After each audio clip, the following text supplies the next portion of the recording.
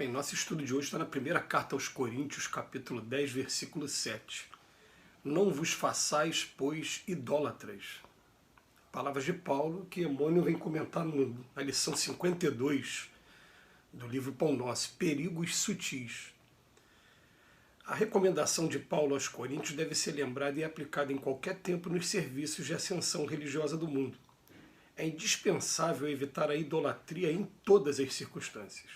Suas manifestações sempre representam sérios perigos para a vida espiritual. As crenças antigas permanecem repletas de cultos exteriores e de ídolos mortos.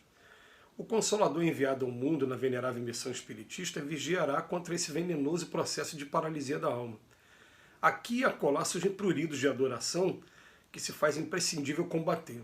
Não mais imagens dos círculos humanos, nem instrumentos físicos supostamente santificados para cerimônias convencionais, mas entidades amigas e médios terrenos que a inconsciência alheia vai entronizando inadvertidamente no altar frágil das honrarias fantasiosas. É necessário reconhecer que aí temos um perigo sutil através do qual inúmeros trabalhadores têm resvalado para o despenhadeiro da inutilidade. As homenagens inoportunas costumam perverter os médiuns dedicados e inexperientes, além de criarem certa atmosfera de incompreensão que impede a exteriorização espontânea dos verdadeiros amigos do bem no plano espiritual.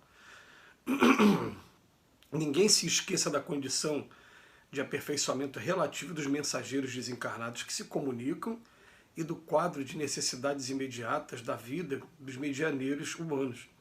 Combatamos os ídolos falsos que ameaçam o espiritismo cristão. Utilize cada discípulo os amplos recursos da lei de cooperação, atire-se ao esforço próprio com sincero devotamento à tarefa e lembremos-nos todos de que, no apostolado do Mestre Divino, o amor e a fidelidade a Deus constituíram o tema central. A idolatria, ela é realmente um problema muito grave nosso humano. É muito normal que a gente busque referências, a gente busque exemplos dentro daquilo que a gente está aspirando. Isso em qualquer área profissional. Em toda área profissional você vai sempre encontrar alguém que fez alguma coisa muito bem antes, deixou alguma coisa escrita, deixou referência, você vai buscar aquele conhecimento teórico em cima daquela pessoa. Mas a gente deve lembrar o tempo todo que a maior sabedoria que possa existir aqui na Terra ainda não conhece tudo o que acontece nem no planeta Terra, quanto mais, se a gente parar para falar na simbologia do Evangelho, né, dentro do reino dos céus. Então eu me lembro, né, de uma vez, Jesus, numa passagem do Evangelho, ele fala assim: entre os que nasceram de mulheres aqui na Terra, eu não vi nenhum maior do que João Batista. Mas João Batista, no reino dos céus, ele é menor do que os menores. Quer dizer, vem dizendo que aqui ele era uma grande referência, mas que lá no plano espiritual, no reino dos céus, ele era o menor de todos eles ainda. Quer dizer, vem colocando aquela ideia da hierarquia que existe, né, espiritual, essa hierarquia moral, que até o Livro dos Espíritos tem a preocupação de trabalhar lá na questão 100, né, do Livro dos Espíritos, e mostrar pra gente que, na verdade, a gente busca assim, referências.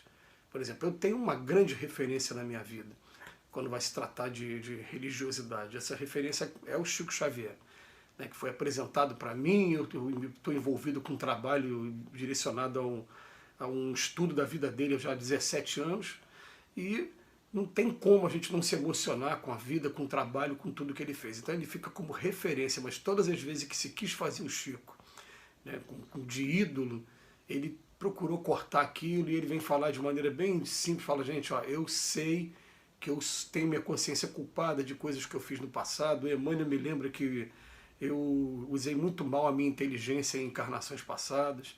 Ele falava: ó, eu sou o sapo com a vela na cabeça, a vela é a mediunidade, apagou a vela, fica só o sapo que sou eu mesmo. É Cisco Xavier, ele tinha as maneiras de desviar dessa idolatria, e só pedia, falava: não me compare de jeito nenhum com o Mestre Jesus, porque esse sim, esse pra gente aqui é guia e modelo. Até no Livro dos Espíritos, na pergunta 624, 625, está lá: guia e modelo. Então, quer usar alguém como guia? Vamos procurar estudar o máximo da vida de Jesus e perguntar para a gente o tempo todo: o que Jesus faria se estivesse no meu lugar? Esse sim é o guia mais seguro. Mas a gente tem que reconhecer o seguinte, que a gente busca referências. Ó, eu trabalho com música, eu tenho as minhas referências no campo da música, né? Quem são aqueles que são as minhas referências musicais? Eu vou botar aqui Frederic Chopin, pianista polonês, Hermeto Pascoal, grande músico brasileiro. Eu vou colocar alguns músicos aqui que me educaram, não só musicalmente, como Tom Jobim, como Djavan, como Chico Buarque, como Ivan Lins. Eles são referências. Aí daí você transformar pessoas em ídolos, você vai ver que são seres humanos também, cheios de defeitos, mas naquela dedicação deles, naquela tarefa que eles se dedicaram a fazer, eles são referências. Mas a gente tem aqui uma mania na Terra de tudo levar para o lado da idolatria. Então a gente quer idolatrar médiuns, e às vezes quer idolatrar médiuns, mesmo com a doutrina espírita falando para a gente o tempo todo. A mediunidade, ela é uma dádiva, um presente para que a gente possa estar resgatando as bobagens que a gente fez lá atrás. Então, normalmente aqui na Terra, quanto maior, mais ostensiva a mediunidade de alguém, mais devedor ele é. E aí a gente fica olhando daquele jeito e admirando e, às vezes, também, né, idolatrando, quando na verdade ele está tendo uma oportunidade de, depois de ter tido várias oportunidades e não ter aproveitado, está tendo uma oportunidade agora de consertar os equívocos, de acertar a sua vida daqui para frente. Então a gente começa a pegar assim, por que essas pessoas se dedicam mesmo? Eu estou falando aqui por mim.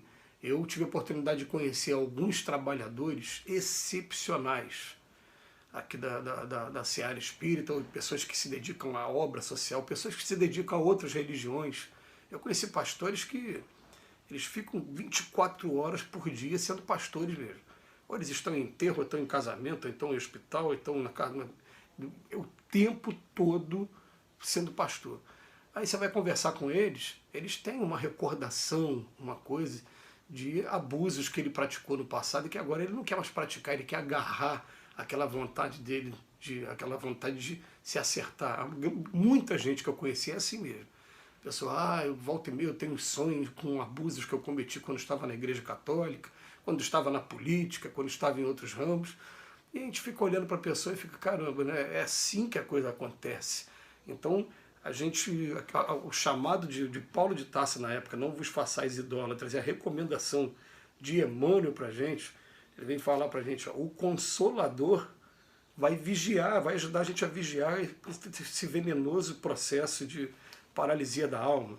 Me lembro de uma outra lição aqui que a gente deve ver nos próximos dias, do Emmanuel também, nesse mesmo livro, é que ele vai falar dos elogios, para a gente tomar muito cuidado com os elogios, que os elogios muitas vezes destroem o trabalhador, porque vai mexer justamente com os três maiores problemas nossos, né, que é o egoísmo, orgulho e vaidade. Vai mexer com esses três. Então, muitas das vezes você quer destruir o trabalho que um médium está fazendo, você começa a elogiar a pessoa. Então a gente tem que tomar muito cuidado com tudo que acontece aqui na Terra. Olha só que coisa bonita. Ninguém se esqueça da condição de aperfeiçoamento relativo dos mensageiros desencarnados que se comunicam e também dos quadros de necessidade imediatos da vida dos medianeiros humanos. Então o que ele está falando? Não vamos esquecer que os espíritos que estão se comunicando não são perfeitos e que também esses que estão aqui encarnados, nós, também não somos, nenhum de nós somos perfeitos. Agora, é claro que muitos para a gente acabam sendo referências mesmo. Referências se o teu foco está sendo aquilo ali. Eu quero aprender a um determinado ofício, um determinado trabalho. Eu encontro alguém que é muito profissional, eu vou procurar absorver o máximo de tudo que ele está fazendo. E depois que eu tiver aquele conhecimento, aí sim eu vejo aonde eu posso aperfeiçoar, aonde eu posso até deixar algum legado aí para alguém que venha depois, né? Mas eles são referências para a gente, não pode entrar no campo da idolatria de jeito nenhum.